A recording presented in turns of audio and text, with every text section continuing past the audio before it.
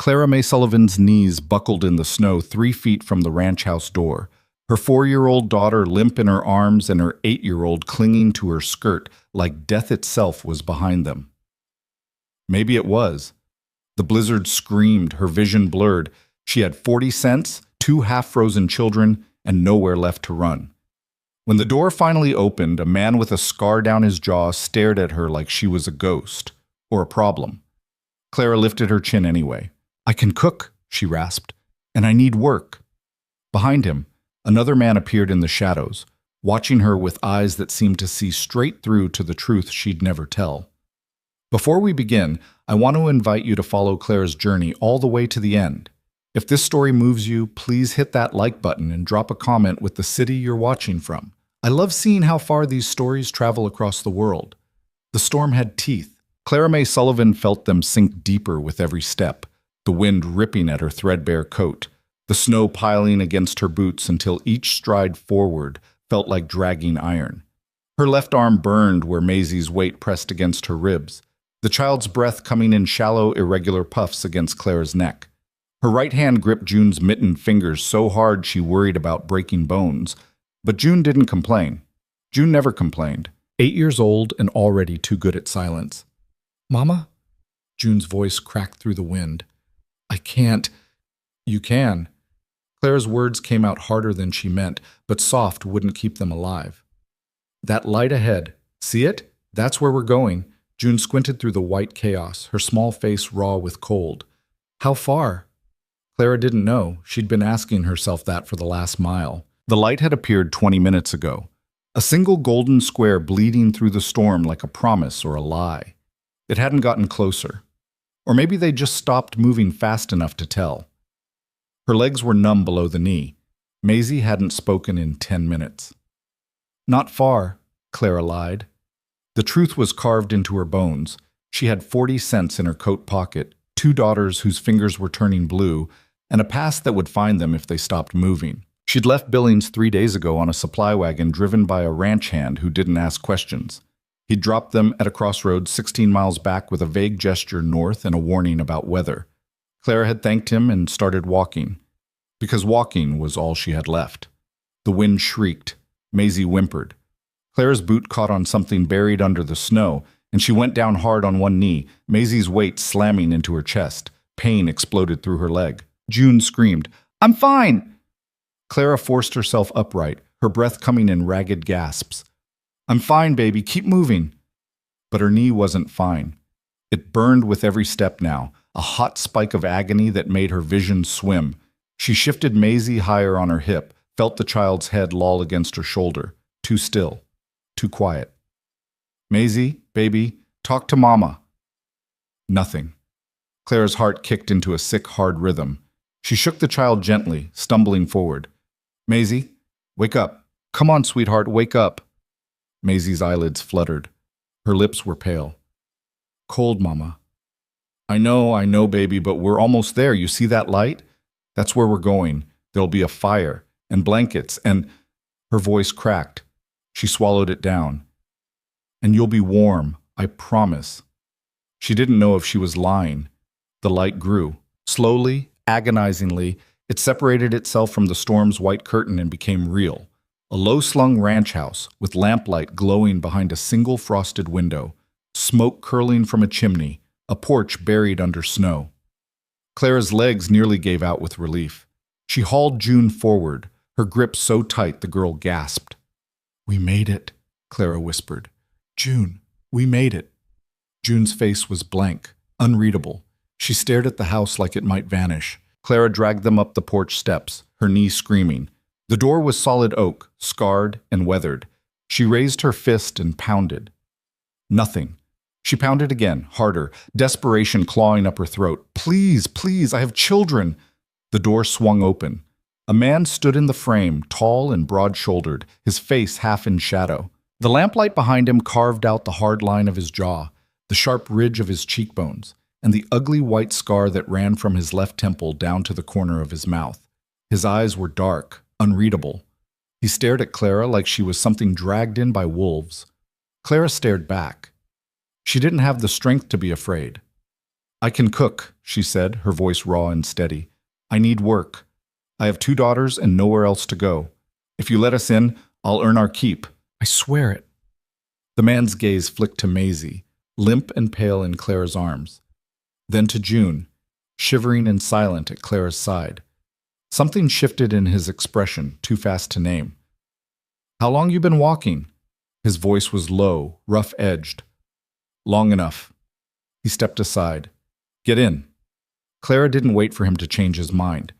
She stumbled over the threshold, her legs barely holding her, and the warmth of the house hit her like a fist. Her knees buckled. She caught herself against the wall, clutching Maisie, her vision sparking at the edges. Easy. The man moved fast, his hands catching Clara's shoulders before she went down. His grip was firm, impersonal. Don't pass out on me yet. Get to the fire. He steered her toward a large stone fireplace where flames roared and crackled. Clara sank onto the hearth rug, her body shaking so hard her teeth rattled. She laid Maisie down gently, her hands fumbling at the child's coat buttons. Maisie, baby, stay with me. Maisie's eyes cracked open. She stared at Clara, unfocused, her lips moving soundlessly. She breathing? The man crouched beside them, his movements deliberate, controlled. He touched 2 fingers to Maisie's throat, checking her pulse. Yes, Clara snapped, though her own panic was a living thing. She's breathing.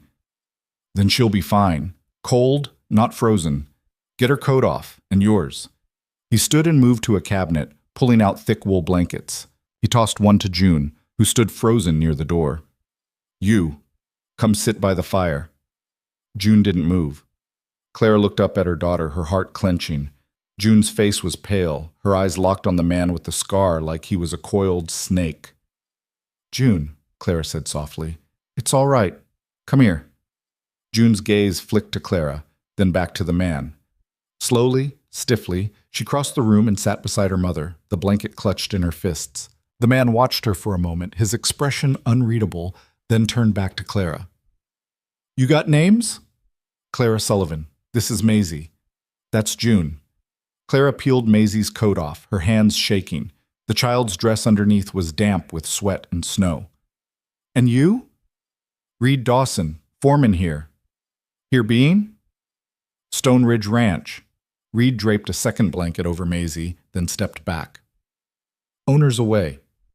I make the calls till he gets back. Clara met his eyes. Then I'm asking you. Let me stay, let me work. I'll cook, clean, whatever you need. I won't be a burden.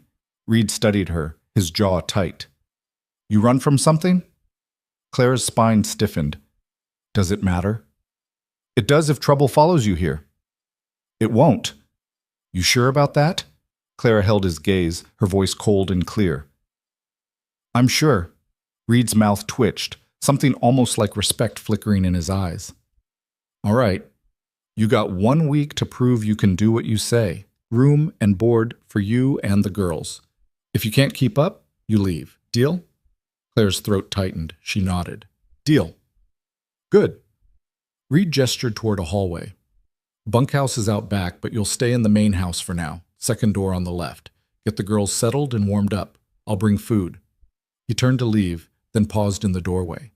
Another man had appeared there, silent as smoke. He was younger than Reed, leaner, with dark hair and a face that could have been carved from stone. He wore a simple wool shirt and worn trousers, his hands scarred from work. But his eyes, pale gray, sharp as winter light, fixed on Clara with an intensity that made her skin prickle. This the new cook? His voice was quiet, almost gentle. Audition, Reed said shortly. Clara Sullivan and her girls.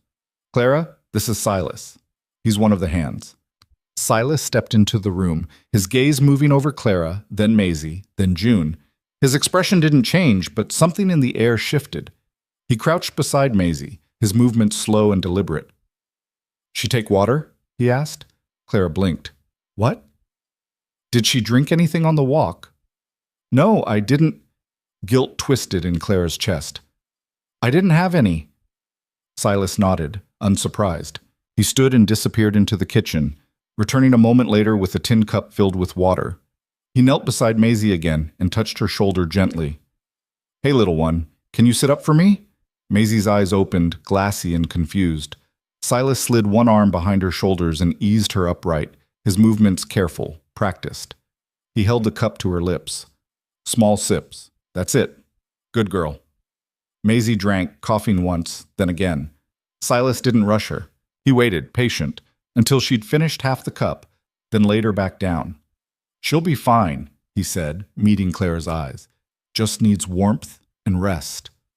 Clara stared at him, something tight and painful unfurling in her chest. Thank you. Silas's mouth curved, just barely. No trouble. He stood and moved toward the door. Reed followed. Their voices drifted back, low and clipped, but Clara caught fragments. Need to check the north fence. Storm will break by morning. Keep an eye on them. Then they were gone, and Clara was alone with her daughters in a house that smelled like pine smoke and coffee and something she couldn't name. Safety, maybe. Or the memory of it. June shifted beside her, her small hand creeping into Clara's. Mama, she whispered. Are we staying? Clara looked down at her daughter's face, pale, wary, so much older than 8, and felt her heart crack clean through. For now, she said quietly. For now, baby. Clara woke to the sound of boots on wood and the smell of frying bacon. For one disoriented moment, she didn't know where she was. Then it all came rushing back. The storm, the walk, the house. She sat up fast, her body aching, and looked around.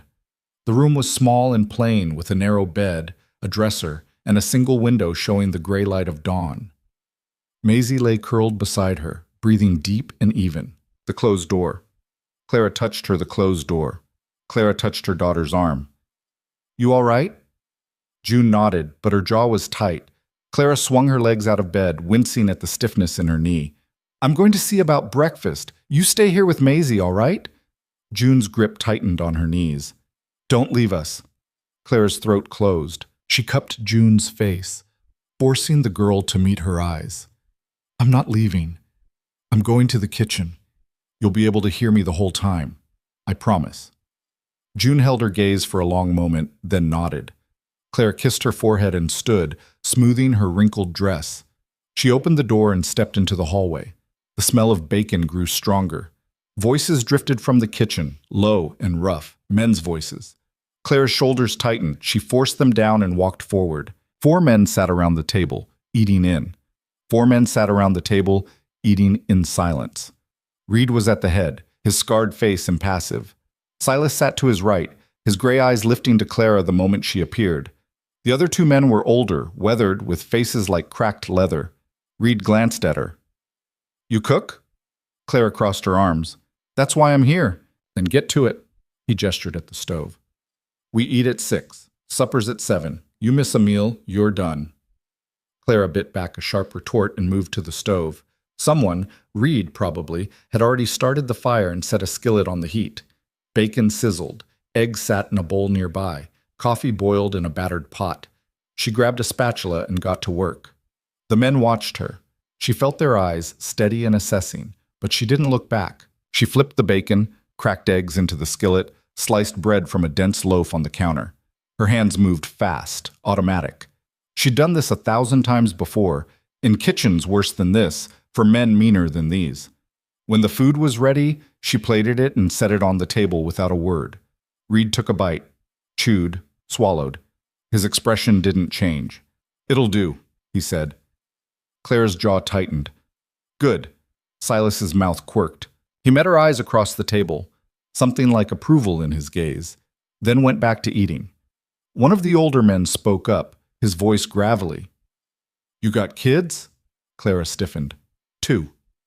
They gonna be trouble? No. They better not be. This is a working ranch, not a... Cobb. Reed's voice cut like a blade. The man fell silent. Reed looked at Clara. Your girls stay out of the way of the work. We got no problem. But if they get underfoot or cause accidents, that's on you. Understood? Clara's hands curled into fists at her sides. Understood.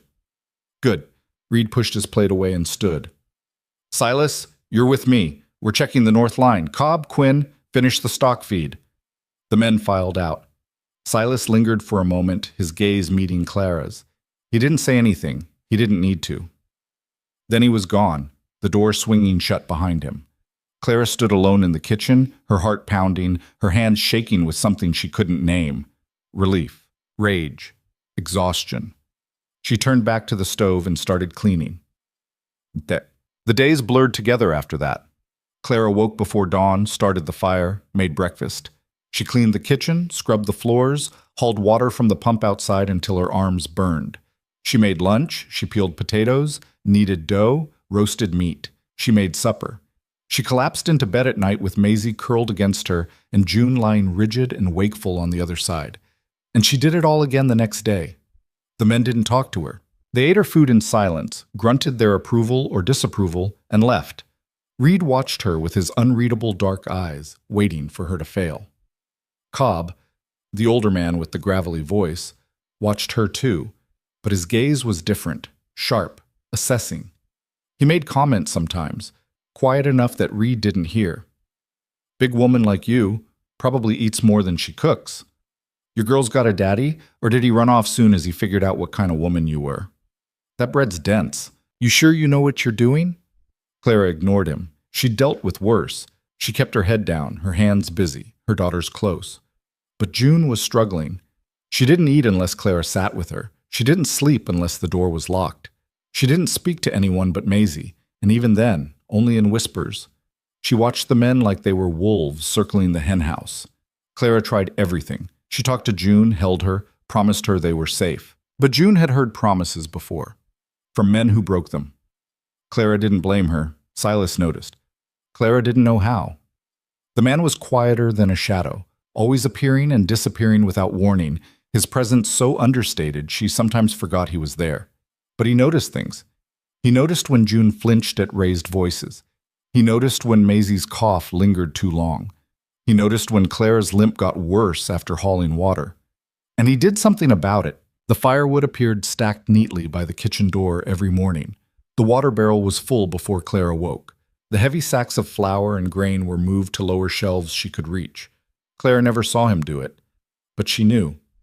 One evening, a week into her stay, she confronted him. She found him in the barn after supper, mending a saddle by lamplight. He looked up when she approached, his expression calm. "You need something?" he asked. Clara crossed her arms. "Why are you helping me?" Silas set the saddle aside. "You're working hard. Figured you could use it."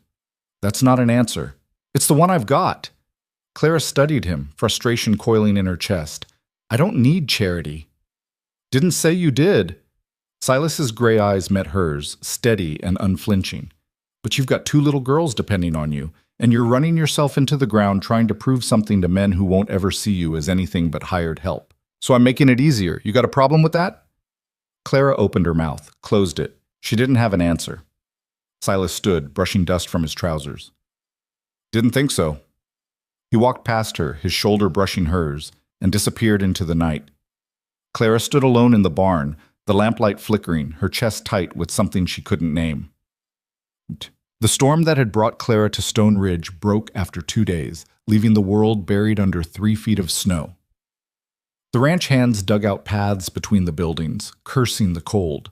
Clara kept the kitchen fire roaring and the coffee hot. The men came in and out, tracking snow and mud, their faces raw with wind. Maisie recovered quickly. Within 3 days, she was trailing after Clara like a shadow, chattering about the chickens and the horses and the way the icicles looked hanging from the porch.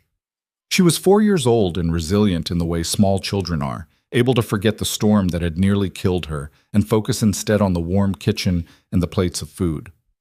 June didn't forget. She stayed in the bedroom most of the time, curled on the bed with her arms around her knees. Clara brought her food, sat with her, tried to coax her out. But June's eyes were distant, unreachable. "Give her time," Silas said one evening. Clara hadn't heard him come in. She turned, startled, and found him standing in the doorway, his coat dusted with snow. "She's scared," Clara said quietly. "I know." "How do you know?" Silas's jaw tightened. "I've seen scared before." Clara held his gaze, something unspoken passing between them. She didn't ask. He didn't offer. After a moment, Silas nodded toward the bedroom. "She trust you?" "She's my daughter. Of course she trusts me." "Then that's enough. The rest'll come." He left before Clara could respond. On the 10th day, Cobb pushed too far. It was supper time. The men were seated around the table, tired and hungry. Clara set a platter of roasted venison in front of them, along with mashed potatoes and gravy. The meat was tender, seasoned with herbs she'd found in the pantry. The potatoes were smooth and rich. Cobb took a bite, chewed, swallowed.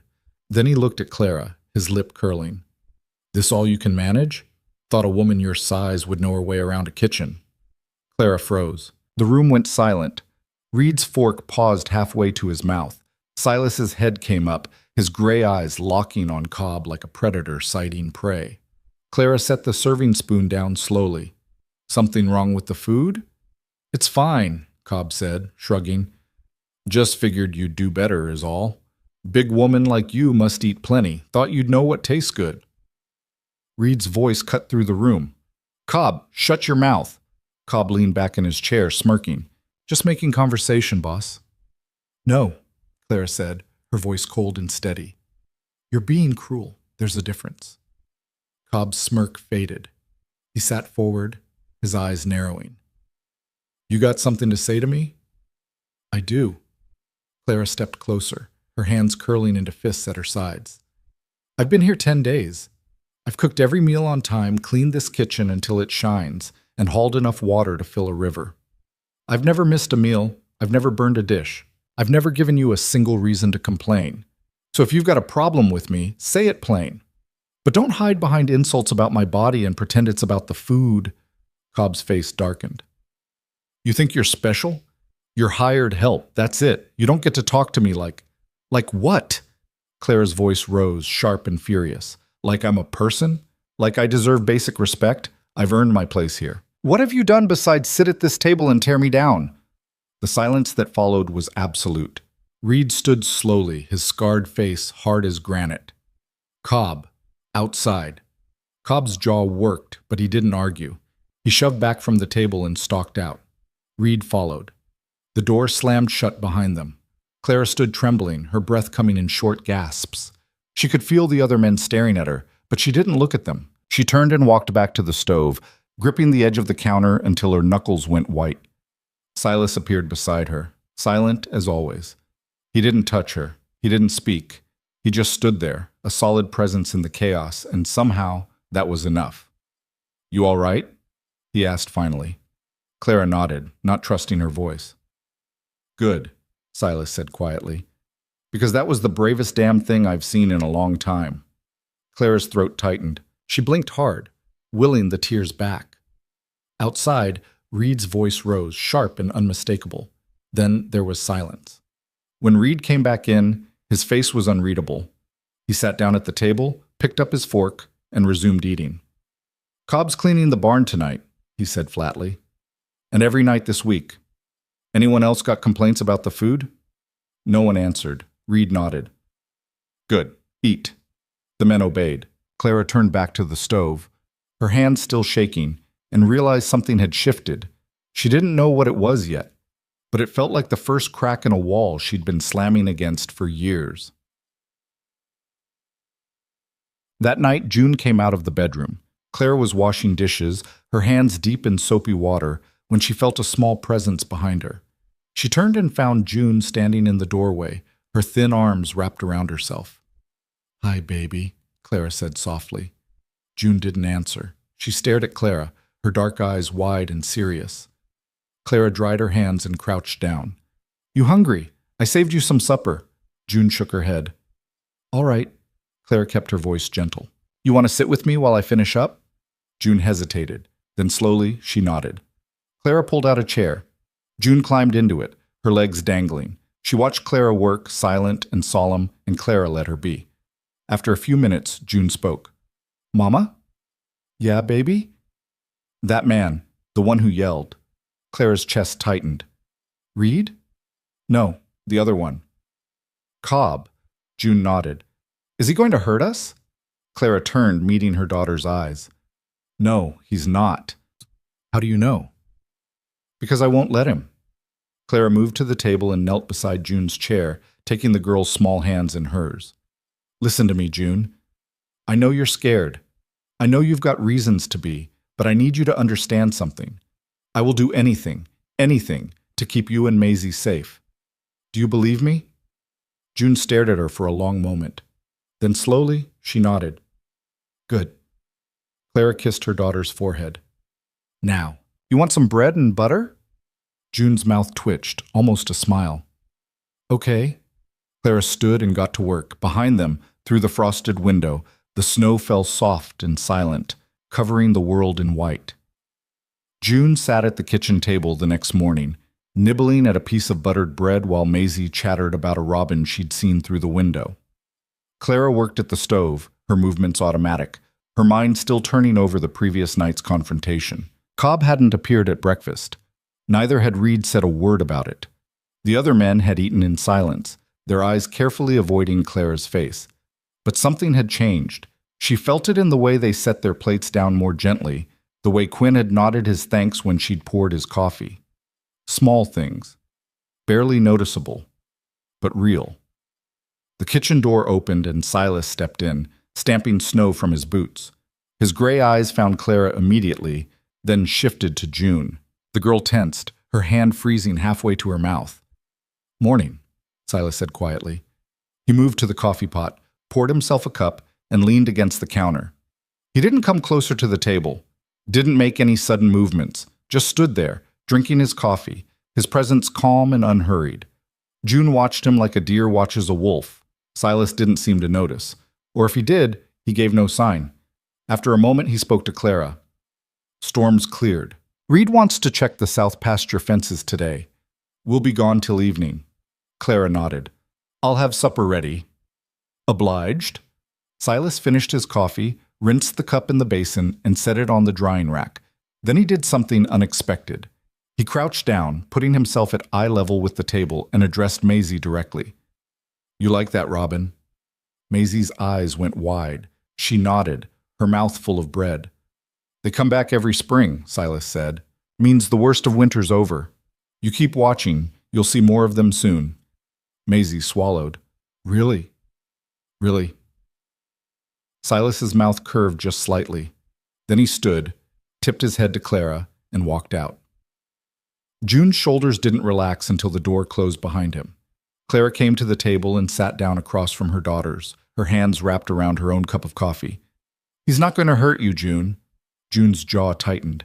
She didn't answer. "I know it's hard to believe," Clara continued softly, "but not all men are like—" She stopped herself. There were some things June didn't need to hear spoken aloud. "Not all men are bad?" "How do you know?" June's voice was barely a whisper. Clara met her daughter's eyes. "I don't. Not for sure. But I'm watching them. Every single one. And if any of them step out of line, we leave. I promise you that." June studied her mother's face for a long moment. Then she picked up her bread and took another bite. It wasn't trust, not yet. But it was something. Clara would take it. But the ranch settled into a rhythm over the following days. Clara cooked, cleaned, and kept the household running while the men worked from dawn until dusk mending fences, feeding stock, and clearing snow from the grazing pastures. The work was brutal and relentless, and the men came in each night bone-tired and ravenous. Clara made sure there was always hot food waiting, always coffee on the stove, always enough to fill their bellies. She learned their patterns. Reed woke first, always, moving through the pre-dawn darkness like a ghost. Quinn was next, slow and methodical, a man who did everything the same way every day.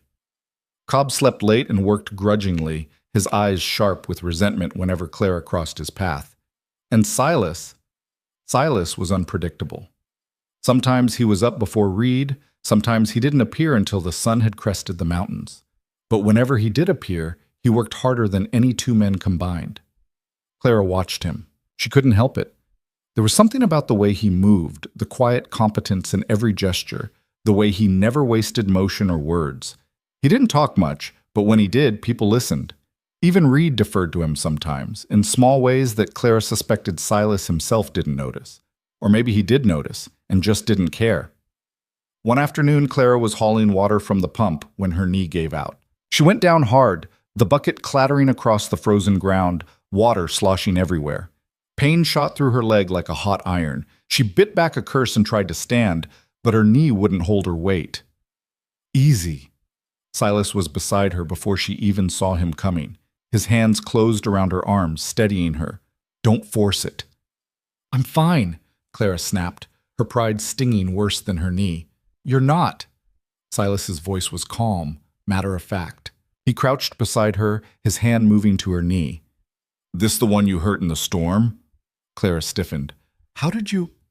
You favor it when you think no one's watching.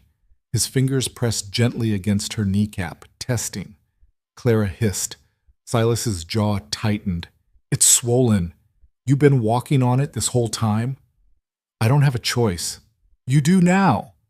Silas stood and scooped her up before she could protest, one arm under her knees and the other supporting her back.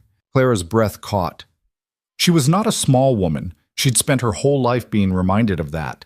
And the shock of being lifted so easily, so casually, left her momentarily speechless. Put me down, she managed. No. Silas carried her toward the house, his stride steady and unhurried. You're going to sit, you're going to rest that knee, and you're going to let me finish hauling the water.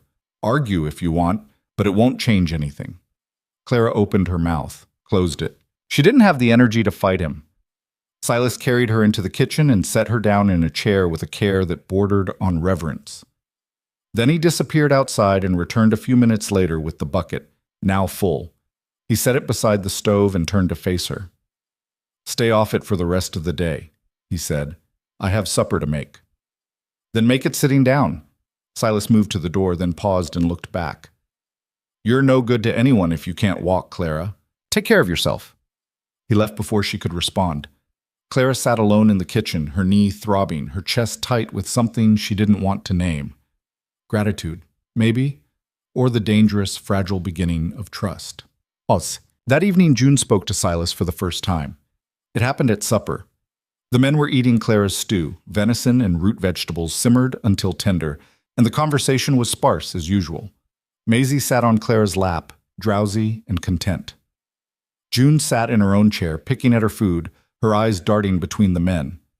Silas was seated at the far end of the table, as he often was. He ate quietly, his attention seemingly focused on his bowl. But when Maisie's spoon clattered to the floor, he was the one who bent to retrieve it. He rinsed it in the basin, dried it on a towel, and handed it back to Clara without a word. June watched the entire exchange, her small face unreadable. Then, so quietly Clara almost missed it, June spoke. Thank you. Silas's head came up. His gray eyes met June's across the table. For a moment, neither of them moved. You're welcome, Silas said softly. June looked down at her bowl and resumed eating. Clara's throat tightened. She reached over and squeezed her daughter's hand. June didn't pull away. Cobb stayed out of Clara's way for nearly a week after the confrontation. He came to meals, ate in silence, and left without making eye contact. Clara didn't trust it. Men like Cobb didn't change overnight, and his absence of hostility felt less like respect and more like a predator waiting for the right moment to strike. She was proven right on a gray, cold morning when the wind howled through the eaves and the ranch hands were repairing a section of barn roof damaged by the weight of snow. Clara was in the kitchen kneading dough for bread when Cobb walked in alone. The other men were still outside, even Silas. Clara's hand stilled. She didn't look up. Breakfast is over. Didn't come for food. Cobb's voice was rough, his boots heavy on the floorboards. He stopped a few feet away from her, his arms crossed. Came to talk. We have nothing to talk about. I think we do. Clara set the dough aside and turned to face him, her spine straight, her chin lifted. Say what you came to say and leave. Cobb's jaw worked. He looked older in the weak morning light, the lines around his eyes deep and harsh. You think you're better than me. Clara's brows rose. I think I work harder than you. There's a difference. You got a smart mouth, and you've got a cruel one. What's your point? Cobb's eyes narrowed. My point is you don't belong here. This is a working ranch, not a charity house for women who can't keep their legs closed. The words landed like a slap. Clara felt the heat rise in her face, her hands curling into fists, but she kept her voice cold and steady. You don't know anything about me. I know enough. Single mother, 2 kids, no ring, no man. You ran from something, or someone ran from you. Either way, you're here begging for scraps, and you think that gives you the right to stand in my face and talk down to me. I've never talked down to you, Clara said sharply. I've defended myself. That's not the same thing. You made me look like a fool in front of the other men. You made yourself look like a fool. I just didn't let you make me your target. Clara took a step forward, her voice dropping. You want to know why I'm here, Cobb? Fine. I'm here because I walked 16 miles through a blizzard with 2 half-frozen children and nowhere else to go. I'm here because I'd rather work myself to the bone than go back to the life I left. I'm here because I'm a good cook and a hard worker, and Reed gave me a chance to prove it. And I have proved it, every single day. So if you've got a problem with me, take it up with him. But don't you dare come into this kitchen and tell me I don't belong. Cobb stared at her, his face flushed with anger. You think you're tough. I know I am. For a long, tense moment, neither of them moved. Then Cobb's mouth twisted into something ugly. We'll see how long that lasts. He turned and walked out, slamming the door behind him. Clara stood trembling, her heart hammering in her chest. She forced herself to breathe, to unclench her fists, to turn back to the dough. But her hands were shaking so badly she could barely work. The door opened again. Clara spun, her pulse spiking, but it was Silas. His eyes swept over her face, sharp and assessing. Cobb give you trouble? He asked quietly. Clara swallowed hard. Nothing I couldn't handle. Silas didn't look convinced. He stepped closer, his voice dropping. What did he say? It doesn't matter. It does to me. Clara met his eyes, and something in his expression made her chest ache. He wasn't angry, not yet, but there was a dangerous stillness in him, a coiled tension that reminded her of a spring wound too tight. He insulted me, Clara said finally, called me names, said I don't belong here. Silas's jaw clenched. Where is he? Silas. Where is he, Clara? Don't. Clara stepped forward, her hand closing around his wrist. The contact startled them both, but she didn't let go. Don't make this worse. I can fight my own battles. Silas looked down at her hand, then back at her face. His eyes were storm gray, turbulent. You shouldn't have to. Maybe not, but I do.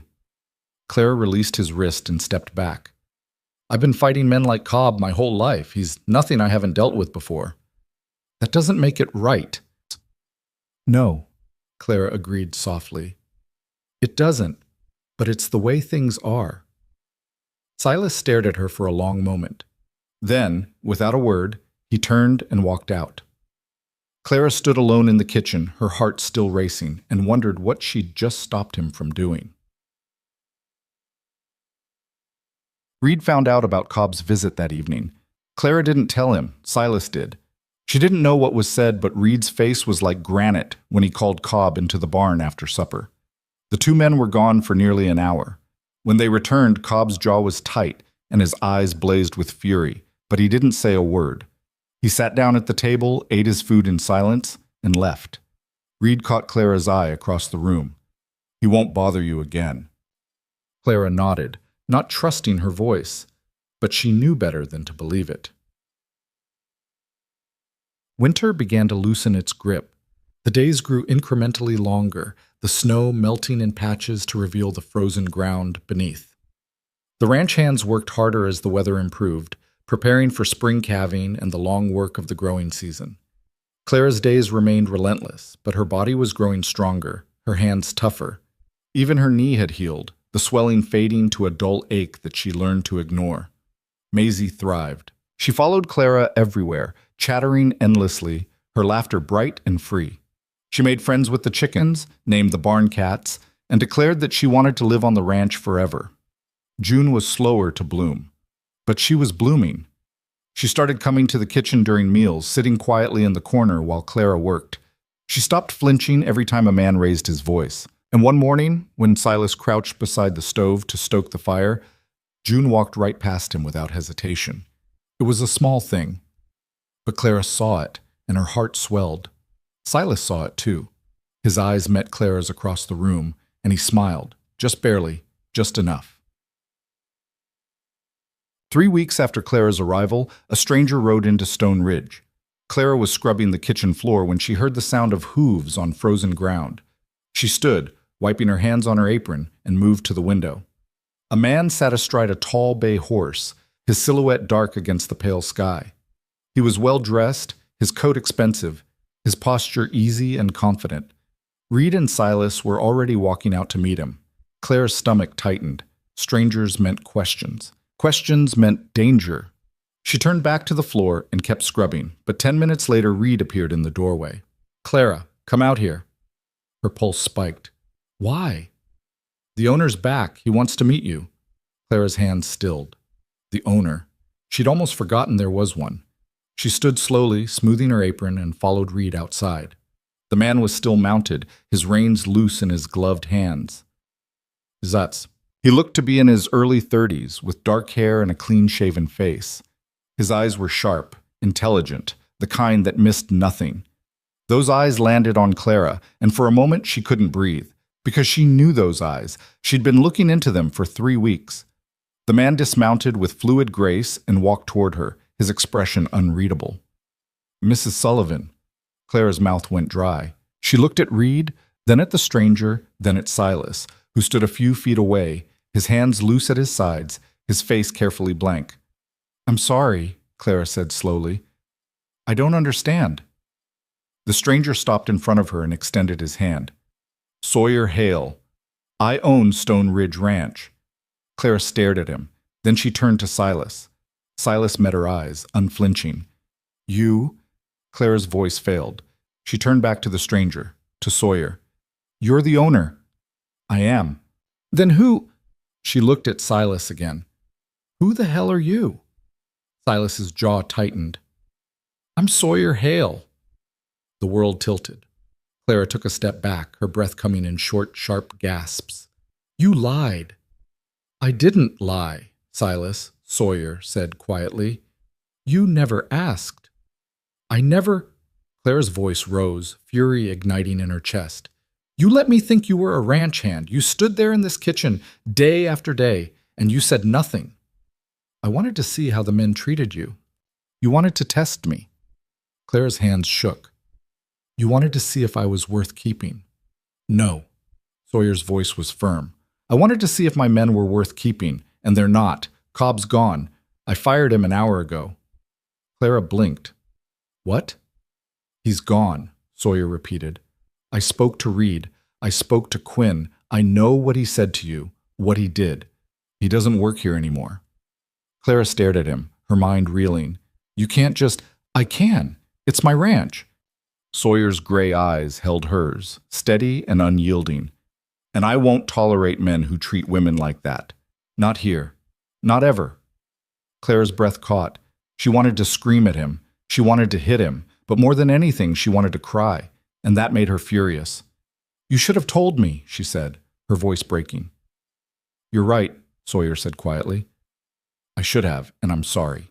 Clara turned away, her vision blurring. She heard Reed clear his throat, heard the creak of saddle leather as someone shifted. But she didn't look back. She walked into the house, climbed the stairs to her room, and closed the door behind her. And then, finally, she let herself fall apart. June found her an hour later. Clara was sitting on the bed, her face buried in her hands, her shoulders shaking with silent sobs. She heard the door open, felt the mattress dip as June climbed up beside her, small arms wrapped around her waist. "Mama," June whispered, "don't cry." Clara pulled her daughter close, burying her face in June's hair. "I'm sorry, baby. I'm all right. You're sad." "I'm just tired." June pulled back, her dark eyes serious. "Did that man hurt you?" "No." Clara wiped her face, forcing a shaky smile. "No, sweetheart. He didn't hurt me. I'm just—" She stopped. "How did you explain betrayal to an 8-year-old? How did you explain that trust, once broken, was almost impossible to repair?" "He lied," June said softly. Clara's breath hitched. "Yeah, he did." June was quiet for a moment. Then she leaned her head against Clara's shoulder. "Are we leaving?" Clara closed her eyes. The question was simple. The answer wasn't. They had nowhere to go. No money. Winter wasn't over yet. And despite everything, despite the anger and the hurt and the feeling of being played for a fool, Stone Ridge was the safest place they'd been in years. "No," Clara said finally. "We're not leaving." "Okay." June's voice was small. "I'm glad." Clara held her daughter close and stared out the window at the snow-covered mountains and wondered what the hell she was supposed to do now. Clara didn't go downstairs for supper that night. She sent June down with a message that she had a headache, which wasn't entirely a lie. Her head pounded with the weight of too many thoughts, too many emotions she didn't know how to sort through. She heard the men eating below, the low rumble of conversation, the scrape of chairs. She heard Reed's voice, then Quinn's. She didn't hear Sawyer's. When the house finally went quiet, Clara slipped out of bed and made her way down to the kitchen. The fire in the stove had burned low, casting the room in shadows. She moved quietly, intending to bank the coals for the night, when she saw him. Sawyer sat at the table, a cup of coffee in front of him, his shoulders hunched. He looked up when she entered, his gray eyes tired. "Couldn't sleep either?" he asked quietly. Clara crossed her arms. "What are you doing here?" "Waiting for you." "Why?" Sawyer gestured to the chair across from him. "Sit, please." Clara stayed where she was. "I don't take orders from you." "I'm not giving you an order, I'm asking." He paused. "Please, Clara." Something in his voice made her move. She pulled out the chair and sat, her spine rigid, her hands folded in her lap. She didn't look at him. Sawyer was silent for a moment. Then he spoke, his voice low and careful. "I owe you an explanation." "You owe me more than that." "You're right, but an explanation is where I need to start." Sawyer leaned back in his chair, his hands wrapped around his coffee cup. "I bought this ranch 2 years ago. I'd made money in mining contracts out of Denver, enough to walk away and start something different. I wanted land, space, quiet. I wanted to build something that mattered." Clara said nothing. "I hired Reed first," Sawyer continued. "Best foreman I've ever known. He helped me hire the rest of the crew, but within 6 months I started noticing problems. Small things at first, tools going missing, supplies not adding up. Then bigger things. I found out one of my hands was skimming profits from cattle sales. Another was running a side operation stealing horses from neighboring ranches." Clara's gaze flicked up to his face. "I fired them both," Sawyer said, "but it made me realize something. I'd been so focused on building the ranch that I hadn't been paying attention to the men running it. I didn't know who they were when I wasn't looking. I didn't know how they treated people they thought didn't matter." He paused. "So when Reed told me he'd hired a new cook, a woman with 2 kids who'd walked out of a blizzard, I saw an opportunity." Clara's jaw tightened. "To test them. To see the truth." Sawyer's eyes held hers. "I didn't tell Reed who I was. I came back as a ranch hand, kept my head down, and watched. I watched how they treated you, how they spoke to you when they thought no one important was listening. And what I saw told me everything I needed to know." "So you used me," Clara said, her voice cold. "No." Sawyer's voice sharpened. "I gave you a job. I gave you safety. And I made sure that if any man stepped out of line, there would be consequences. That's not using you. That's protecting you." "By lying to me. By not telling you everything." Sawyer set his cup down. "There's a difference," Clara laughed, the sound bitter. "Is there? Because from where I'm sitting, it feels like you decided I wasn't worth the truth." "That's not—" Sawyer stopped himself, his jaw working. He took a breath and started again, his voice quieter. "You're right. I should have told you sooner, but I needed to be sure. Not about you, about them. And once I saw what Cobb was, once I heard what he said to you, I knew. He's gone. He left this morning with 2 weeks' pay and a warning that if he ever sets foot on my land again, I'll have him arrested." Clara stared at him, her chest tight. "You can't protect me from every cruel man in the world, Sawyer." "I know that." His eyes were steady, unflinching. "But I can damn sure protect you from the ones under my roof." Silence settled between them, heavy and fraught. Clara wanted to stay angry. She wanted to hold on to the hurt, the betrayal, the feeling of being a pawn in someone else's game. But beneath it all, she felt something else, something dangerous, relief. Because Cobb was gone, because Sawyer had kept his word, even if she hadn't known he was making it. Because for the first time in years, a man with power had used it to make her life easier instead of harder. She hated that it mattered. But it did. "What happens now?" Clara asked finally. Sawyer met her eyes. "That's up to you. If you want to leave, I'll pay you for the work you've done and arrange transport wherever you want to go. But if you want to stay, I'm offering you a real position, fair wages, a permanent place for you and your daughters. No more auditions, no more tests, just work." Clara's throat tightened. "Why?" "Because you've earned it." Sawyer's voice was quiet, certain. "You're the best cook this ranch has ever had. You work harder than any two men combined. And you've done it all while raising two children and recovering from whatever hell you walked out of." He paused. "I don't know your story, Clara, and I won't ask, but I know enough to recognize strength when I see it. And you've got more of it than anyone I've ever met." Clara's eyes burned. She blinked hard, refusing to let the tears fall. "I need time to think." "Take all the time you need." Clara stood, her legs unsteady. She moved toward the stairs, then paused and looked back. The firewood, the water, the heavy lifting. That was all you. Sawyer nodded. "Why?" "Because you needed help, and I could give it." He met her eyes. "That's all."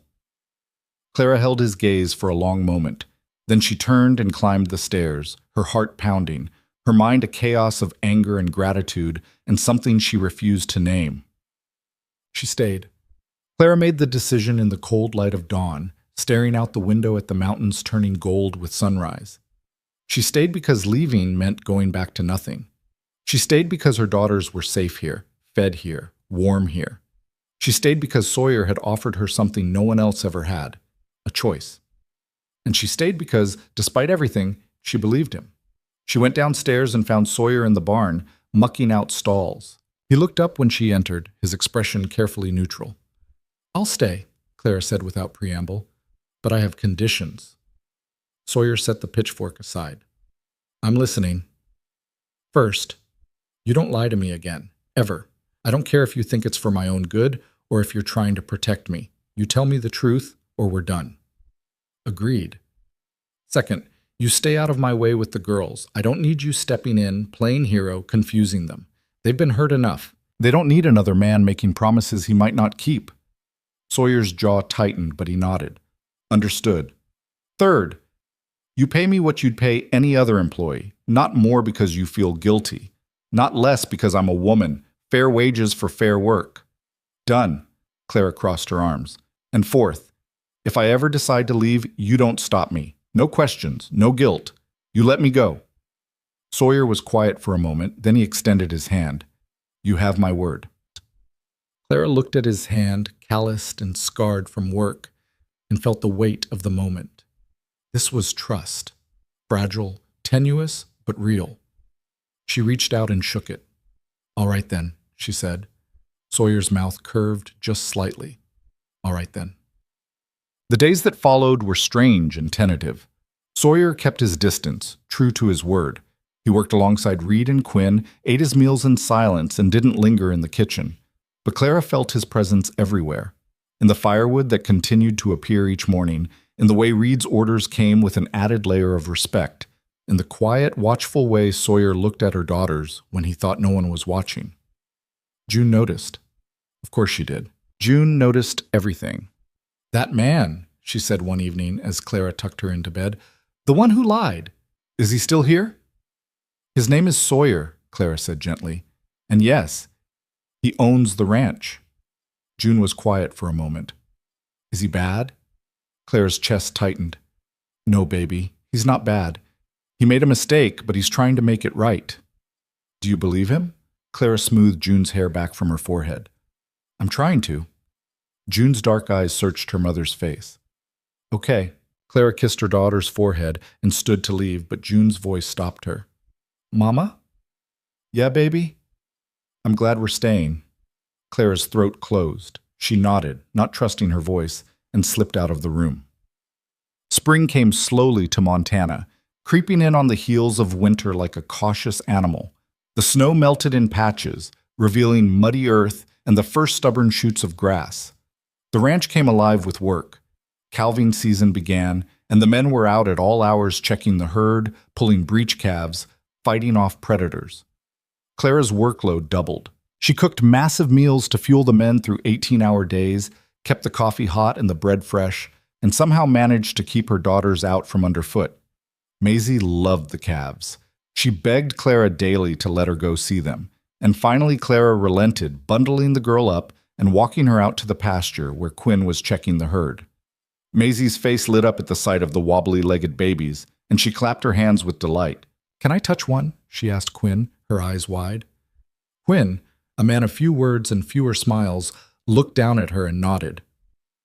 "If you're gentle." Maisie approached the nearest calf with exaggerated care, her small hand reaching out to stroke its soft nose. The calf snuffled at her fingers, and Maisie giggled.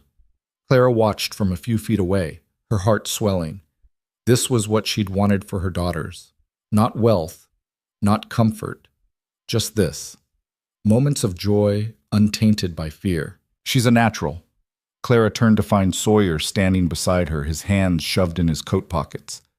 She hadn't heard him approach. "She loves animals," Clara said, her voice careful. Sawyer nodded, his gaze on Maisie. "June ever come out here?" "No." "Why not?" Clara hesitated. "She doesn't trust easily, and she doesn't like being around the men when they're working." Sawyer was quiet for a moment. Then he said, "She doesn't have to trust me, but she shouldn't be afraid of me either." Clara looked at him sharply. "I told you to stay away from them." "I know what you said." Sawyer's gray eyes met hers. "But I need you to understand something. I'm not trying to replace anyone. I'm not trying to be their father. But this is my ranch, and they live here now. Sooner or later, June's going to have to be in the same room as me without looking like she's ready to run. And the longer we avoid it, the worse it's going to get." Clara's jaw tightened. "So what are you suggesting?" "Let me try. Not today, not tomorrow, but when the time's right. Let me show her I'm safe, that's all." Clara wanted to say no. Every instinct she had screamed at her to protect her daughter, to keep her away from men who might hurt her, even if they didn't mean to. But she also knew Sawyer was right. June couldn't live in fear forever. "I'll think about it," Clara said finally. Sawyer nodded. "That's all I'm asking." He walked away, his stride long and easy, and Clara stood watching him go, her chest tight with warring emotions. The confrontation came at supper 2 weeks later. The men were seated around the table, tired and hungry after a long day. Clara had made roast chicken with potatoes and greens, and the food disappeared almost as fast as she could serve it. Maisie sat on Clara's lap, dozing.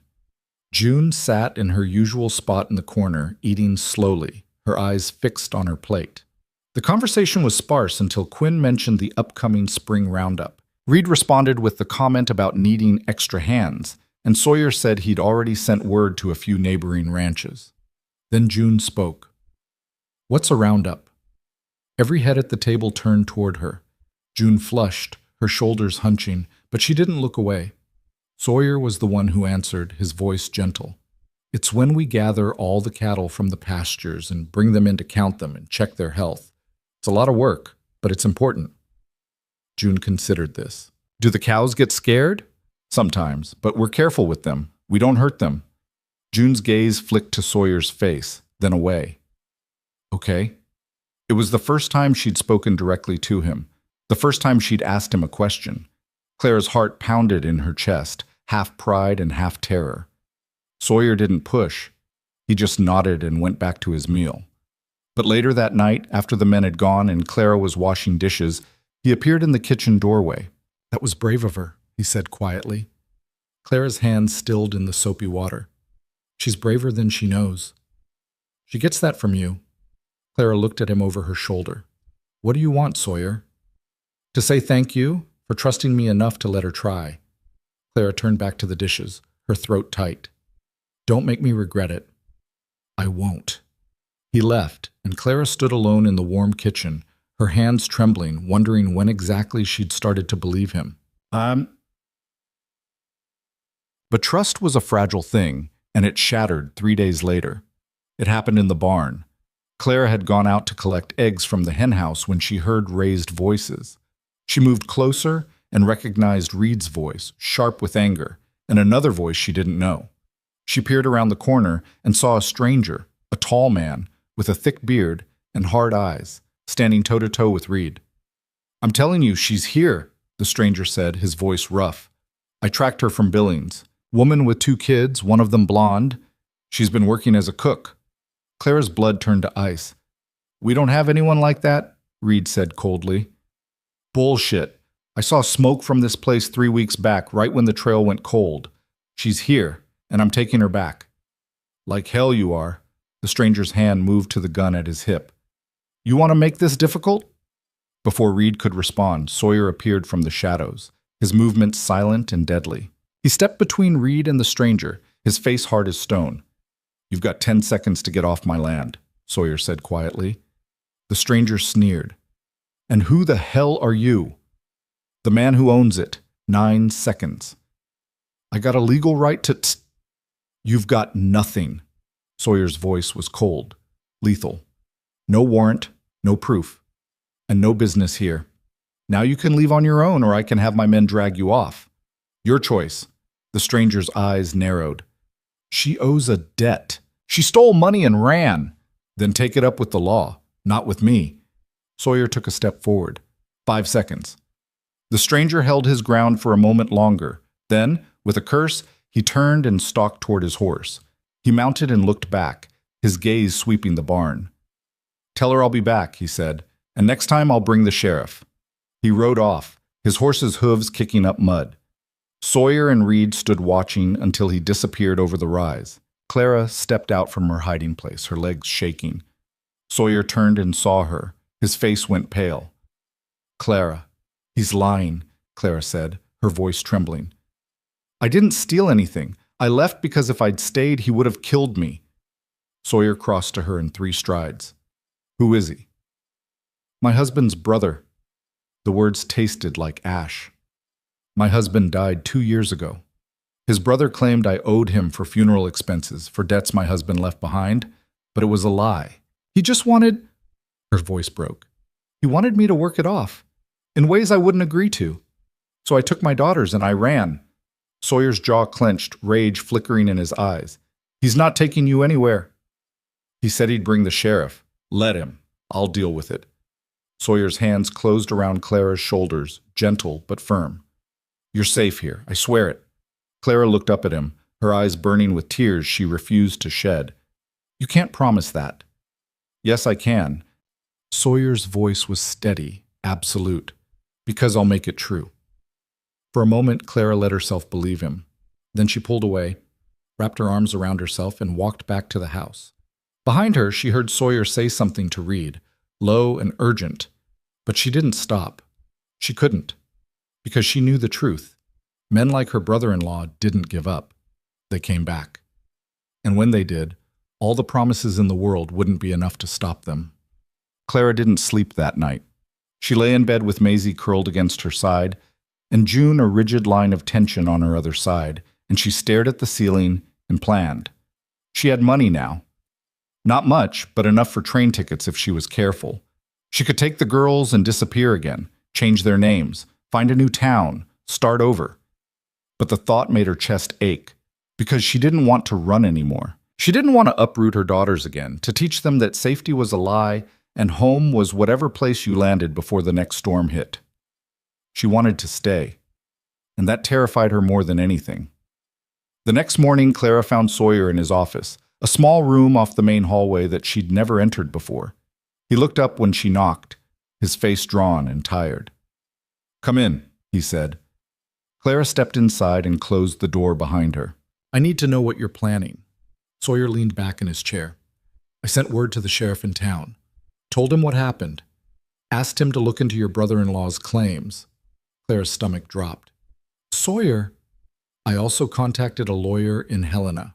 Told him I might need representation for a woman in my employ who's being harassed by a former family member." Sawyer's eyes met hers. "You're not alone in this, Clara. Not anymore." Clara's throat tightened. "You don't understand. Men like him, they don't stop. They don't listen to lawyers or sheriffs. They just keep coming. Then I'll keep stopping them. You can't fight my battles for me. I'm not trying to." Sawyer stood and crossed to her, his gaze steady. I'm trying to stand beside you while you fight them. There's a difference. Clara stared at him, her heart pounding. Why? Why do you care? Sawyer was quiet for a long moment. Then he said, Because you matter, Clara. You and your daughters. And I'll be damned if I let some bastard who thinks he owns you take that away. Clara's breath caught. She wanted to argue, to push him away, to protect herself from the dangerous hope blooming in her chest, but she couldn't find the words. So instead, she did something she hadn't done in years. She let herself lean on someone else. All right, she whispered. All right. Sawyer's hand came up, hesitant, and rested briefly on her shoulder. Then he stepped back, giving her space. We'll figure this out, he said quietly. Together. Clara nodded, not trusting her voice. And for the first time since the stranger had appeared, she let herself believe it might be true. The sheriff arrived 4 days later, a lean man named Tom Bridger with silver in his beard and eyes that had seen too much. Clara watched from the kitchen window as he dismounted and shook hands with Sawyer, their conversation too distant to hear. Her hands trembled as she kneaded dough, her shoulders tight with dread. June appeared at her elbow, silent as always. Who's that? The sheriff from town, Clara said, keeping her voice steady. June's face went pale. Is he here for us? Clara's heart broke. She wiped her hands on her apron and crouched down, taking June's face between her palms. No, baby. He's here to help us. I promise. June didn't look convinced, but she nodded and retreated to the corner where Maisie was playing with wooden spoons and a pot lid. Clara stood and returned to the window just as Sawyer gestured toward the house. The two men started walking toward the kitchen door. Clara's pulse hammered. She forced herself to stand straight, to meet them with her chin up. They came in stamping mud from their boots. Sawyer's eyes found Clara's immediately, something reassuring in his gaze. The sheriff removed his hat and nodded to her. Mrs. Sullivan, he said, his voice gruff but not unkind. I'm Sheriff Bridger. Mr. Hale here tells me you've had some trouble. Clara swallowed hard. Yes, sir. Mind if we sit and talk about it? Clara glanced at her daughters. June was watching with wide, frightened eyes. Girls, go upstairs for a bit. Mama T, June started. Now please. June took Maisie's hand and led her from the room, casting one last worried look over her shoulder. Clara waited until she heard their footsteps on the stairs before turning back to the men. Sit, she said, gesturing to the table. I'll make coffee. Appreciate it, Bridger said. Clara busied herself with the coffee pot, grateful for something to do with her hands. Behind her she heard the scrape of chairs, the rustle of paper. When she finally turned with 3 cups, she found Sawyer and Bridger seated across from each other, a notebook open in front of the sheriff. She set the cups down and took a seat, her spine rigid. Bridger took a sip of coffee and studied her over the rim. Mr. Hale says a man came here claiming you owe a debt. Said his name was Walter Sullivan. Clara's stomach clenched at the name. That's right. He's my late husband's brother. Your husband being? Thomas Sullivan. He died 2 years ago. Pneumonia. Bridger made a note. And this debt Walter claims you owe. What's that about? Clara's hands tightened in her lap. Thomas left debts when he died. Gambling, mostly. Walter said I owed him for covering the funeral expenses and paying off what Thomas owed. He said it came to $300. Bridger's eyebrows rose. That's a considerable sum. It's a lie, Clara said, her voice sharp. Thomas's funeral cost $12. I know because I paid for it myself with money I'd saved from taking in laundry. As for Thomas's debts, Walter made those up. Thomas didn't gamble. He barely drank. Walter wanted me in his debt so he could control me. Control you how? Clara's jaw tightened. This was the part she hated, the part that made her feel small and dirty and used. But she forced the words out anyway. He wanted me to work in his saloon, serving drinks and other things. Bridger's expression didn't change, but something hardened in his eyes. Other things. Yes. And when you refused? He threatened to take my daughters, said I was an unfit mother that I couldn't provide for them. He had friends in Billings, men with influence. I knew if I stayed, I'd lose them. Clara's voice cracked. So I took them, and I ran. Sawyer's hand curled into a fist on the table. Bridger glanced at him, then back to Clara. Do you have any proof of what you're saying? The sheriff asked. Receipts, letters, witnesses? Clara shook her head. I have nothing. I left with what I could carry. Bridger was quiet for a moment, his weathered face thoughtful. Then he closed his notebook. Here's what I can tell you, Mrs. Sullivan. Without proof, this becomes a matter of he said, she said. Walter can claim you owe him, but he'd need to prove it in court. And even if he tried, no judge worth his salt is going to enforce a debt based on nothing but a man's word. Relief washed through Clara, dizzying in its intensity. So he can't take me back? Not legally. But that doesn't mean he won't try. Bridger's gaze was steady. Men like Walter don't care much for the law when it doesn't serve them. If he comes back, you let me know immediately, and in the meantime you stay close to people who'll stand for you. His eyes flicked to Sawyer, who nodded. I will, Clara said quietly. Bridger stood and put his hat back on. One more thing. If Walter does show up with legal papers, a writ, a summons, anything official, you bring it to me first. Don't sign anything. Don't agree to anything. Understood? Yes, sir. Good. Bridger nodded to Sawyer. I'll be in touch. Sawyer walked him out, leaving Clara alone in the kitchen. She sat for a long moment, staring at her hands, trying to absorb what had just happened. The sheriff believed her, or at least, he was willing to give her the benefit of the doubt. It was more than she'd expected. But it wasn't over. She knew that. Walter wouldn't give up this easily. The door opened and Sawyer returned. He didn't sit. He just stood there, his hands shoved in his pockets, watching her. You all right? He asked. Clara nodded, not trusting her voice. He's not going to stop, is he? Clara looked up, her eyes burning. No, he's not. Sawyer's jaw tightened. Then neither will I. The days that followed were marked by a strange, tentative peace. Spring deepened into early summer, the land turning green and lush. The ranch work intensified with branding and fence repairs, and Clara's kitchen became the hub of activity, filled with the smell of coffee and fresh bread and the low rumble of men's voices. June began to emerge from her shell in small, fragile increments. She started eating meals at the table instead of in the corner. She answered when Reed asked her a question. And one evening, when Sawyer asked if she'd like to see a new foal that had been born that afternoon, she said yes. Clara stood on the porch and watched them walk to the barn together, June keeping a careful distance but no longer running. Sawyer didn't try to close the gap. He just walked beside her, talking in that quiet, steady way of his. And Clara's chest ached with something too complicated to name. Maisie, meanwhile, had adopted the entire ranch as her personal kingdom. She chattered to the chickens, fed carrots to the horses, and followed Quinn around like a devoted shadow. The gruff ranch hand tolerated her with surprising patience, even going so far as to carve her a small wooden horse that she carried everywhere. Clara watched her daughters bloom and felt the weight of the past 2 years begin to lift.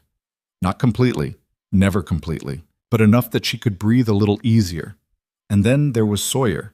He kept his word about giving her space, but his presence was constant in quieter ways.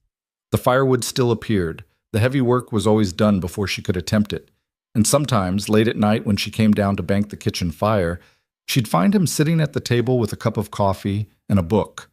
And they'd talk. Not about anything important, just small things. The weather, the ranch, stories from his time in Denver. Clara found herself looking forward to those conversations more than she wanted to admit.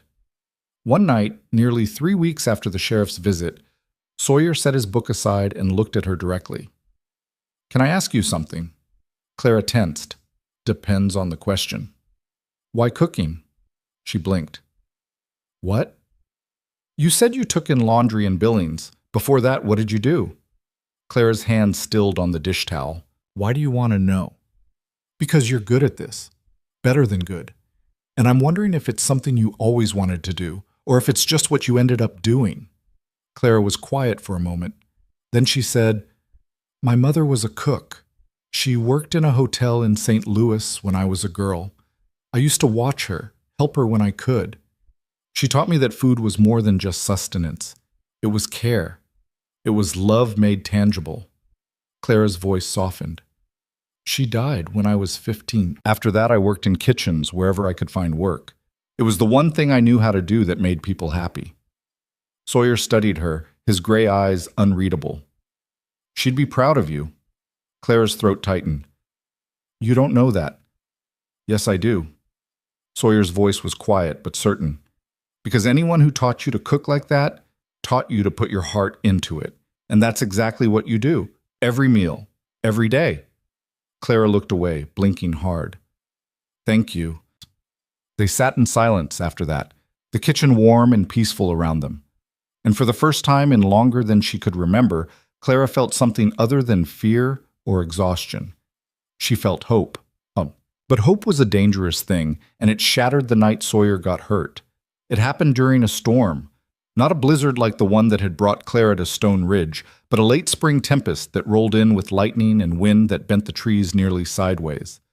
The men were scrambling to secure the barn doors when one of the horses panicked and kicked out, catching Sawyer in the ribs and slamming him into the wall. Clara was in the kitchen when Reed burst through the door, his face pale.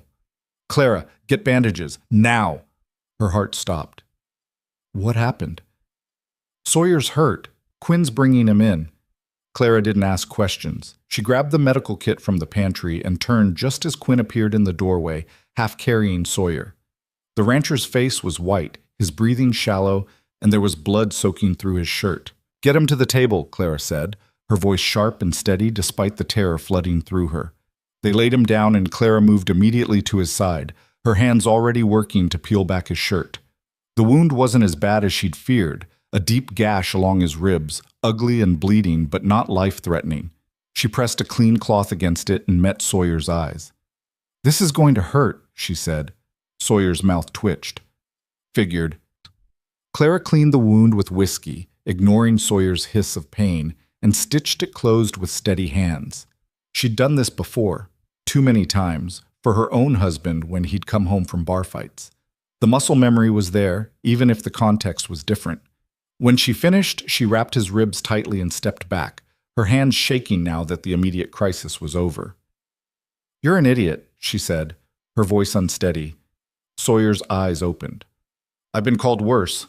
You could have been killed. But I wasn't. Clara's hands curled into fists. Don't do that. Don't act like it doesn't matter. Sawyer pushed himself upright with a wince, ignoring Reed's protest. His gray eyes locked on Clara's. It matters, but I'm fine. I promise. Clara wanted to scream at him. She wanted to shake him. Instead, she turned away, her chest tight. Behind her, she heard Quinn say something to Reed in a low voice, then the sound of boots as the two men left. The door closed. Clara stood with her back to Sawyer, trying to control her breathing. Clara! She didn't turn. Look at me. Please. She turned slowly. Sawyer was still sitting on the table, his shirt hanging open, the white bandage stark against his tanned skin. He looked tired and battered, but his eyes were clear. I'm sorry I scared you, he said quietly. You didn't? Clara stopped. Lying was pointless. I thought you were going to die. I know. I thought I'd have to tell June that another man who promised to keep us safe was gone. Sawyer's expression cracked. Clara! I can't do this, Clara said, her voice breaking. I can't let myself care about you. I can't let my daughters care about you. Because people leave, people die. And I can't survive losing anyone else. Sawyer slid off the table and crossed to her, moving slowly, carefully. He stopped just out of reach. I'm not going anywhere, he said. You can't promise that. You're right, I can't. Sawyer's voice was steady, unflinching. But I can promise that while I'm here, I'll do everything in my power to keep you and your girls safe. I can promise that I'll never lie to you again. And I can promise that whatever this is between us, I'm not going to run from it. Clara stared at him, her heart pounding. What is this between us? Sawyer held her gaze. I don't know, but I'd like to find out. If you'll let me. Clara's breath caught. She wanted to say yes. She wanted to step forward and close the distance and let herself believe that maybe, just maybe, this could be different. But before she could answer, the kitchen door burst open. June stood in the doorway, her small face white with terror. Mama, Maisie said the man was bleeding. Is he? She stopped, her eyes landing on Sawyer, the blood on his shirt, the bandage around his ribs.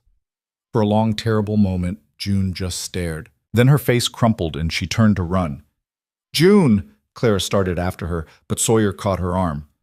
"Let me," he said. Clara's eyes widened. "Sawyer! Please, let me try." Clara hesitated. Every instinct screamed at her to follow her daughter, to be the one to comfort her, but something in Sawyer's expression stopped her. She nodded, her throat tight. Sawyer moved past her and out the door. Clara followed as far as the porch and watched as he found June huddled against the side of the barn, her arms wrapped around her knees, her whole body shaking. Sawyer didn't approach her directly. Instead, he sat down on the ground a few feet away, his back against the barn wall. He didn't say anything. He just sat there, breathing carefully, one hand pressed to his ribs. After a long moment, June's voice broke the silence. "You're bleeding." "Not anymore," Sawyer said. "Your mama fixed me up. You could have died. I could have. But I didn't." June's voice was small, broken. "My papa died." Sawyer was quiet for a moment. Then he said, "I'm sorry." "He said he'd always be there. He promised. I'm sure he meant it. But he wasn't." June's voice rose, sharp with pain. "He left and he never came back, and Mama cried every night, and we had to leave because Uncle Walter was mean. And I hate him. I hate all of them." "Hey," Sawyer's voice was gentle. "It's all right to be angry. It's all right to hate them. They hurt you. They hurt your mama." June looked at him, tears streaming down her face. "Are you going to leave too?" Sawyer held her gaze, his expression open and honest. "I can't promise I'll never die, June. Nobody can promise that. But I can promise that I'm not going to leave on purpose. I'm going to be here as long as I can, and I'm going to do everything I can to keep you and your mama and Maisie safe. Do you believe me?" June stared at him for a long, searching moment. Then, slowly, she nodded. "Can I ask you to promise me something?" Sawyer said. June wiped her eyes. "What?" "If I ever do something that scares you or makes you feel unsafe, I want you to tell me, or tell your mama, or tell Reed, but don't keep it inside. Can you do that?" June thought about it. Then she nodded again. "Good." Sawyer extended his hand, his pinky finger outstretched. "Pinky promise?" June stared at his hand like it was a foreign object. Then hesitantly, she reached out and linked her pinky with his. "Pinky promise," she whispered. From the porch, Clara watched with tears streaming down her face, one hand pressed to her mouth. She saw her daughter, her brave, terrified, too-wise daughter, choose to trust. And she saw Sawyer honor that trust with the kind of care she'd thought didn't exist anymore. When June finally stood and walked back to the house, Sawyer remained sitting against the barn, his face turned up to the sky. Clara waited until June had gone inside before crossing the yard to him. She didn't say anything. She just sat down beside him, close enough that their shoulders touched. Sawyer glanced at her, his mouth curving slightly. "Did I do all right?" "You did more than all right," Clara said, her voice thick. "You gave her something I couldn't. You gave her hope. She already had that. She just needed permission to feel it." Clara leaned her head against his shoulder, and Sawyer went still. Then, slowly, carefully, he shifted and wrapped his arm around her. They sat like that for a long time, the storm rumbling in the distance, the warm summer air heavy with rain and earth and possibility. And for the first time since Thomas died, Clara let herself imagine a future that didn't involve running. Ahmet. The days after Sawyer's injury passed in a kind of holding pattern. He healed quickly, too stubborn to let something as inconvenient as cracked ribs slow him down. Clara watched him work through the pain with a mixture of exasperation and reluctant admiration. June watched him too, but differently now, less like a threat and more like a puzzle she was trying to solve. One morning, Clara found June sitting on the porch steps with Maisie, both girls watching Sawyer work with one of the younger horses in the corral. "He's good with them," June said quietly. Clara sat down beside her daughters. "He is. He talks to them like they understand." "Maybe they do." June was quiet for a moment. Then she said, "Mama, do you like him?" Clara's breath caught. She looked at her daughter's serious face and knew this wasn't a question she could dodge. "Yes," she said simply. "I do." "Are you going to marry him?"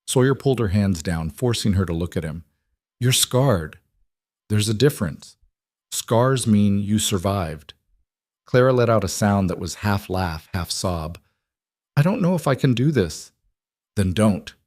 Not yet. Sawyer's thumbs brushed her cheeks, wiping away tears.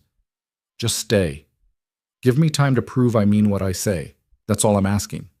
Clara closed her eyes, leaning into his touch, despite every instinct screaming at her to pull away. What if I can't love you back? Then I'll live with it. What if I hurt you? Then I'll survive. Sawyer's voice was gentle, certain. But Clara, what if you don't?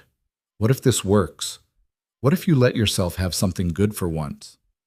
Clara opened her eyes and looked at him, really looked at him, at the scar on his jaw and the calluses on his hands, and the quiet, unshakable steadiness in his gaze. At the man who'd lied to her and then spent every day since proving he was worth forgiving. The man who'd fired Cobb and faced down Walter's threats and made promises to her daughter that he'd kept. I'm scared, she whispered. I know. I don't want to be. Then let me help you stop. Sawyer's forehead came to rest against hers. Together, Clara. Let's figure it out together. Clara's hands came up and fisted in his shirt. She held on like he was the only solid thing in a world that wouldn't stop spinning.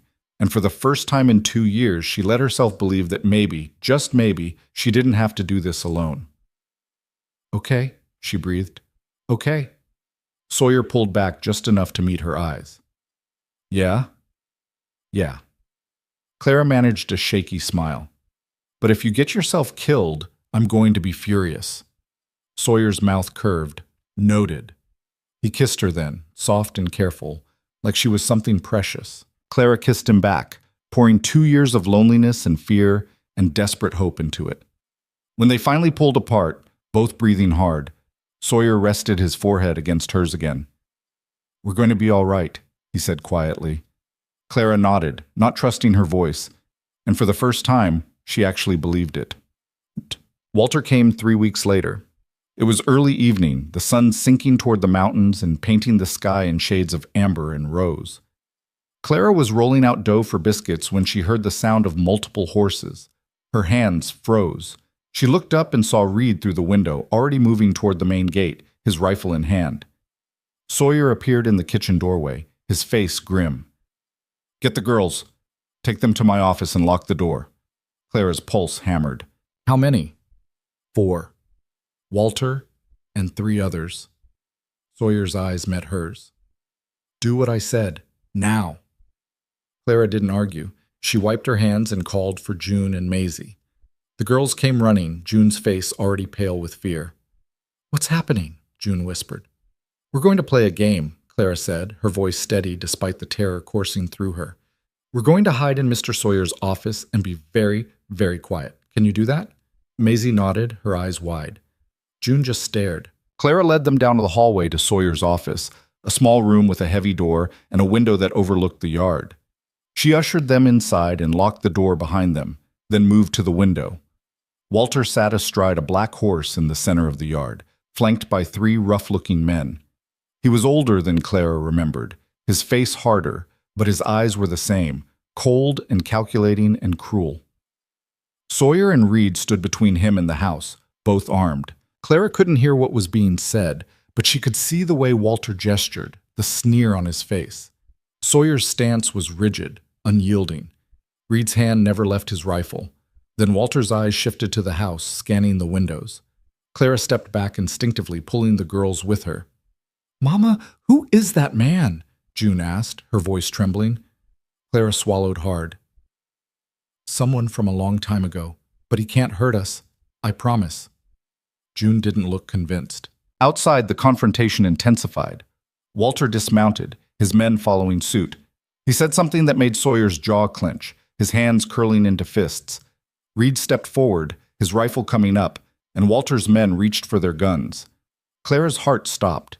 But before anyone could draw, a new voice cut through the tension. Sheriff Bridger rode into the yard on a gray mare, his badge glinting in the fading light. 2 deputies flanked him. Walter turned, his expression darkening. Bridger dismounted slowly, deliberately, and walked straight to Sawyer. Mr. Hale, he said loud enough for everyone to hear. Got your message. Thought I'd come see what the fuss was about. Sawyer nodded. Appreciate it, Sheriff. Bridger turned to Walter. Walter Sullivan, I presume? Walter's eyes narrowed. Who's asking? Sheriff Tom Bridger. I understand you've been making claims about a woman who works here. Claims involving debts and legal obligations. Bridger pulled a folded paper from his coat. Funny thing, though. I did some checking. Turns out there's no record of any debt in Billings County under Clara Sullivan's name. No legal filings, no court orders, nothing. Walter's face flushed. That's because you made it up, Bridger said flatly. Now, I also heard you've been threatening this woman, harassing her, and that's a problem, Mr. Sullivan, a big one. She's family. I got a right. You've got nothing. Bridger's voice was iron. Clara Sullivan is a free woman working a legitimate job under the protection of Mr. Hale in this ranch. If you continue to harass her, I'll have you arrested for intimidation and trespassing. If you make any attempt to take her or her children by force, I'll charge you with kidnapping. And if you so much as set foot on this property again, I'll lock you up for a month just on principle. Are we clear? Walter's hands clenched. You can't. I can. And I will. Bridger stepped closer. Now you've got two choices. You can get on your horse and ride back to Billings and stay there, or you can test me and find out just how serious I am. What's it going to be? For a long, tense moment, Walter didn't move. His eyes burned with rage, his jaw working. Then he spat on the ground and turned to his horse. This isn't over, he said, his voice low and venomous. Yes, Sawyer said quietly. It is. Walter mounted and jerked his horse around. His men followed, casting wary glances at the sheriff. They rode out, disappearing into the dusk. Clara sagged against the wall, her legs nearly giving out. June and Maisie pressed close, both trembling. Clara wrapped her arms around them and held on. Below, she heard voices. Sawyer thanking the sheriff, Reed saying something about drinks. Then footsteps on the stairs. A knock on the door. Clara, it's me. It's over. Clara unlocked the door with shaking hands. Sawyer stood in the hallway, his face drawn but relieved. His eyes went immediately to the girls. You three all right? Maisie nodded. June just stared at him, her small face white. Sawyer crouched down to June's level. Hey, you remember what I promised you? June's voice was barely a whisper. That you wouldn't leave. That's right. And I'm still here. You see that? June nodded slowly. And that man who was here? He's gone. The sheriff made sure of it. He's not coming back. Sawyer's eyes were steady, unflinching. You're safe, June. All of you. I promise. June stared at him for a long moment. Then she launched herself forward and wrapped her arms around his neck. Sawyer froze, his eyes widening. Then carefully, he closed his arms around her and held her while she cried. Clara's chest cracked open. She pressed her hand to her mouth, tears streaming down her face. When June finally pulled back, Sawyer brushed her hair out of her eyes. You're one of the bravest people I know. You know that? June shook her head, but she was smiling, just a little. Well, I do. And your mama does too. Sawyer stood and looked at Clara. Sheriff's downstairs. He wants to talk to you. Clara nodded, wiping her face.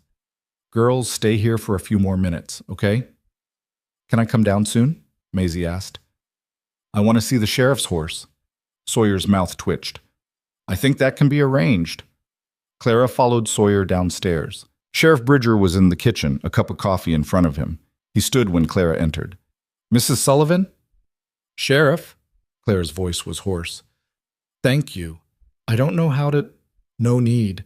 Bridger waved her off. Scum like Walter don't deserve to walk free, much less terrorize decent people. I meant what I said out there. He comes back, I'll arrest him. How did you know to come? Clara asked. Bridger glanced at Sawyer. Mister, Hale sent word 3 days ago that Walter had been spotted asking questions in town. Figured it was only a matter of time before he showed up here. He took a sip of coffee. I also did some more digging into Walter's background. Turns out he's got quite a reputation in Billings. Runs a crooked saloon, has a habit of getting women into debt, and forcing them to work it off. Several complaints filed, but nothing ever stuck because he's got friends in the right places. Clara's stomach turned. But not here. Bridger continued. Here, he's just another bully, and I don't tolerate bullies. He set his cup down and tipped his hat. You take care, Mrs. Sullivan, and if you need anything, you know where to find me. Thank you, Clara whispered. Bridger left, his deputies following. The kitchen fell silent except for the crackle of the fire. Clara stood for a moment, trying to absorb everything that had just happened. Then her legs gave out and she sank into a chair. Sawyer was beside her immediately. Hey, breathe. Clara drew in a shaky breath, then another. He's really gone? He's really gone. What if he comes back? Then we deal with it, together. Sawyer's hand covered hers. But I don't think he will. Walter's a coward. He only fights when he knows he's got the upper hand, and right now, he doesn't. Clara looked at their joined hands. You planned this. You knew he was coming. I suspected, so I made sure we were ready. Sawyer's thumb brushed over her knuckles. I told you I'd protect you. I meant it. Clara's throat tightened. I don't deserve you. That's the stupidest thing you've ever said. Sawyer's voice was rough with emotion. You deserve everything, Clara. Everything good this world has to offer, and I'm going to spend every day proving it to you. Clara turned her hand over and laced her fingers through his. I love you, she said, the words spilling out before she could stop them. I think I've loved you since you carried me inside after I hurt my knee. Maybe even before that. I was too scared to admit it. Sawyer's breath caught. Say that again. Clara met his eyes, her heart pounding. I love you, Sawyer Hale. And I'm done running. Sawyer pulled her into his arms and kissed her, deep and desperate and full of promise.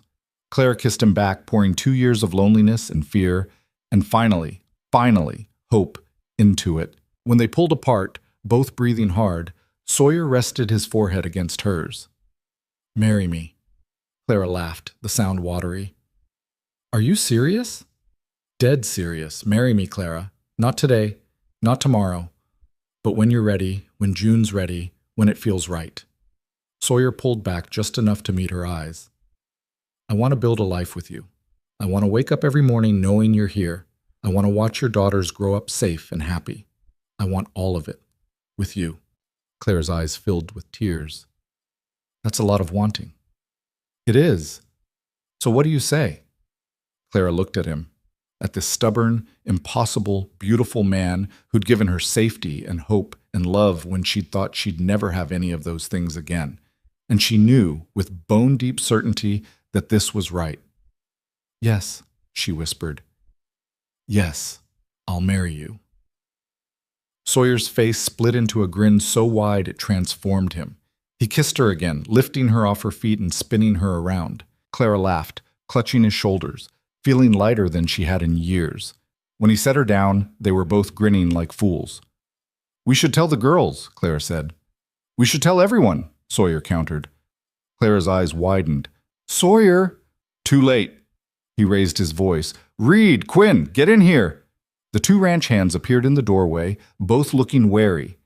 Reed's eyes flicked between Clara and Sawyer. Everything all right? He asked. More than all right, Sawyer said, his arm tight around Clara's waist.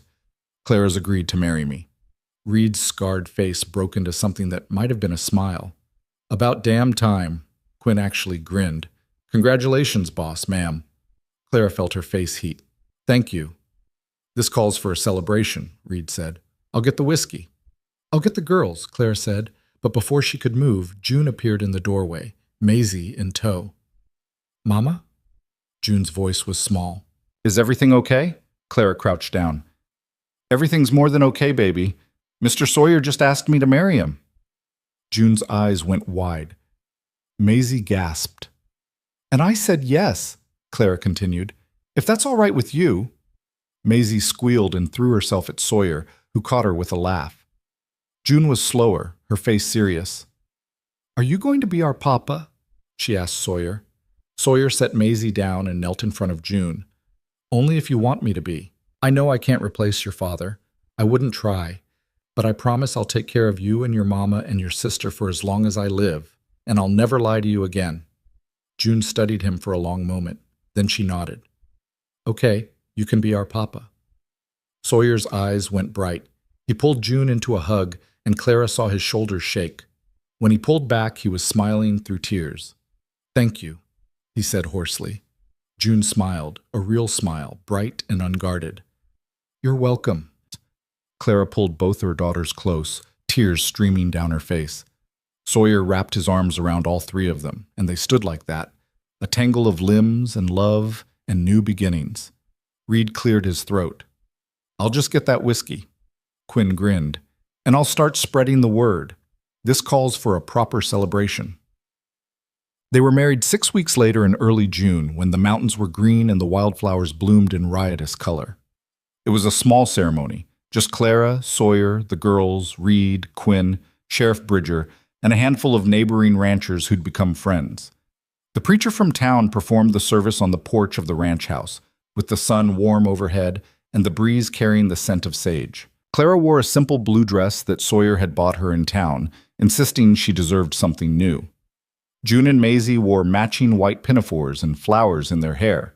Sawyer wore his best shirt and a tie that Reed had to help him knot. When the preacher asked if anyone objected, Maisie shouted, "No!" so loudly that everyone laughed. June just smiled. When Sawyer kissed Clara, sealing their vows, the small gathering erupted in cheers. Reed produced a fiddle from somewhere, and Quinn started clapping out a rhythm.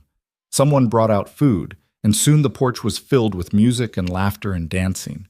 Clara stood in the middle of it all, watching her daughters spin in circles with wildflowers in their hands, watching Sawyer laugh with Reed, watching the life she'd built unfold around her like a gift she'd never expected to receive.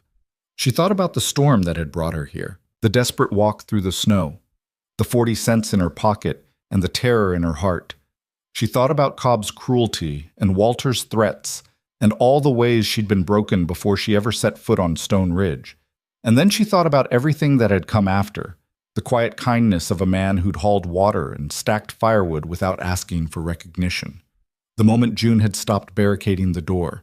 The day Maisie had laughed without fear.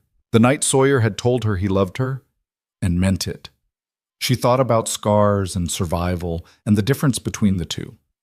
And she thought about how sometimes the best things in life were the ones you had to fight for. The ones you had to walk 16 miles through a blizzard to find. The ones you had to build piece by piece, meal by meal, promise by promise. Sawyer appeared at her side, his hand finding hers. "You all right?" Clara looked up at him, this man who'd become her husband, her partner, her home. "I'm more than all right." "Yeah? Yeah?" Clara squeezed his hand. "I'm happy." Sawyer's face softened. He lifted her hand and pressed a kiss to her knuckles. "Good. That's all I ever wanted." They stood together as the sun sank toward the mountains, painting the sky in shades of gold and rose. The music played on, the laughter continued, and Clara let herself feel it all, the joy and the relief and the fierce, unshakable certainty that she was exactly where she was meant to be. That night, after the guests had left and the girls were asleep upstairs, Clara and Sawyer sat on the porch steps, watching the stars emerge one by one. "You ever think about what would have happened if that storm hadn't hit?" Sawyer asked quietly. Clara leaned her head on his shoulder. "Sometimes. But then I remember that it did, and it brought me here. To you. To this." "No regrets?" "Not a single one." Clara laced her fingers through his. "You?" "Only that I didn't tell you the truth sooner." Sawyer's arm tightened around her. "But we've got the rest of our lives to make up for it." Clara smiled. "That we do." They sat in comfortable silence, the night warm and full of possibility. Inside the house, Clara could hear the soft sounds of her daughters sleeping. Around them, the ranch settled into quiet, the horses in the barn, the cattle in the pastures, the land stretching out in every direction like a promise. Clara had spent 2 years running from the past, terrified of the future, convinced that safety was a lie and love was a trap. But she'd been wrong. Because here, in this place she'd stumbled into by accident and claimed through sheer stubborn will, she'd found something better than safety. She'd found belonging. She'd found family. She'd found a man who loved her not in spite of her scars, but because they proved she was strong enough to survive anything. And she'd found herself. Not the woman she'd been before Thomas died, not the woman who'd fled Billings with nothing but her daughters in desperation, but someone new, Someone stronger.